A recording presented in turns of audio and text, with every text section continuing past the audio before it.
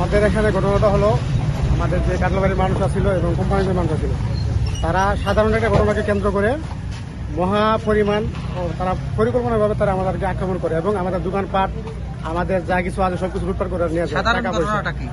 সাধারণ ঘটনা হলো আপনার গতকালকে হয়তো হাতাহাতি করছে আমাদের কোম্পানির মানুষ প্লাস কাটলাবাড়ির মানুষ।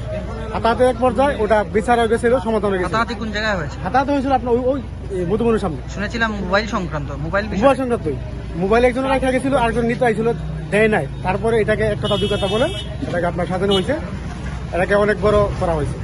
এখন ঘটনা হয়েছে কালকে রাত্রেও তারা আমরা উপর হামলা করার পর আমরা এই এক পর্যায়ে সেনাবাহিনী আসার পরে আমাদেরকে ইয়ে করে, এখন কালকে শেষ ঘটনা। কিন্তু আজকে আবার তারা সকালে তারা বর্ণি এবং কোম্পানিগঞ্জ গ্রাম সহ আমাদের এখানে এসে হামলা করে, আমাদের দোকানপাট লুট করে সব ফুইরা লাইছে।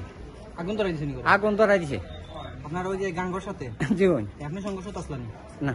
আপনি কোনো পার্টি নেই? না, আমি কোনো পার্টির না। আপনার করে হামলা কেন দিল স্যার? আমি এক ভাই এক কথা বুঝি না। আমি এন কোনো মায়েরও নাই। আমরা আমার জীবন আমার অস্তিত্ব মাইন নাই। আমি মায়ের করি না। আপনার করে কিতা কিতা দিছে?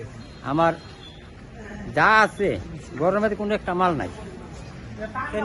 দেখবে শোন কেডা নিচে, এটা সব আমরা চিনি, বুঝিয়েছি এরকম না। আপনার এই পার্টি তখন আমার এই জিনিসটা ঘরটা এটা দেখবার লাগে। আনপার তো সম্বাদী আনপার না দেখলে তো আমার জিনিসটা ইয়ে হইতো না। আমি তো মাইরও না, ইয়া নাই। আমি নিরহ মানুষের অত মত, এটা তো আমারও হয়েছে না। ঘটনা জানি কিতে লাগে না, আমি কইতাম আমরা তো গাঙ্গত আহি।